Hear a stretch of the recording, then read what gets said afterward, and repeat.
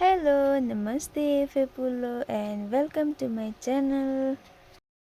Hello everyone. आज चाहिँ हामी म्यामको बिहामा म्यामको छोराको बिहामा गएको। आज चाहिँ गाडी नपाउला जस्तो छ। हिँड्दै जाँदैछु, अलिक माथि गएपछि चाहिँ गाडी पाउँछु होला। अब चाहिँ हामीले गाडी पाएँ। अब चाहिँ हामी गाडीमा चढेर गएको। भर्खर जाँदैछु, चेकपोस्ट पुरा क्रस हुँदैछ। आज त के बेसी मान्छे हो चेकपोस्टतिर पनि, पुरा बेसी गाडी छ, जाम भइरहेछ।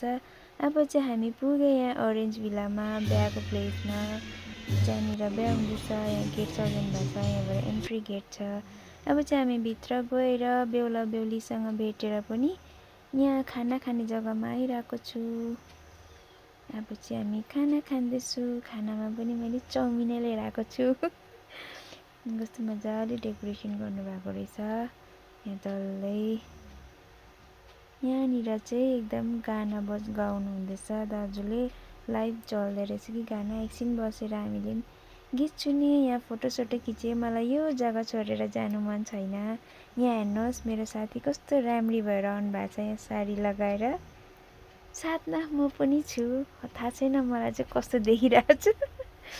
यहाँ खुब म पनि यहाँ म चाहिँ गाना सुन्नु आएको। यहाँनिर दाजुले दामी गाना गाउनु हुँदैछ। अनि यता दामी भ्यू देख्दैछ। अझै राति राति राम्रो देख्छ किनभने लाइटहरू लगाइरहनु भएको छ।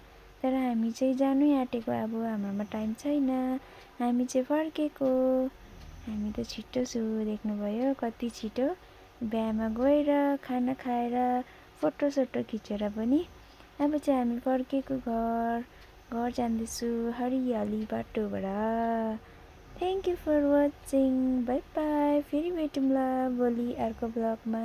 आजलाई चाहिँ छोटो मिनी ब्लग तपाईँहरूको लागि, हल्का बिहाको ब्लग के भन्छ झलक देखाइदिएको भन्ने। Bye, see you tomorrow. अब टुमोरो कहिले हुन्छ।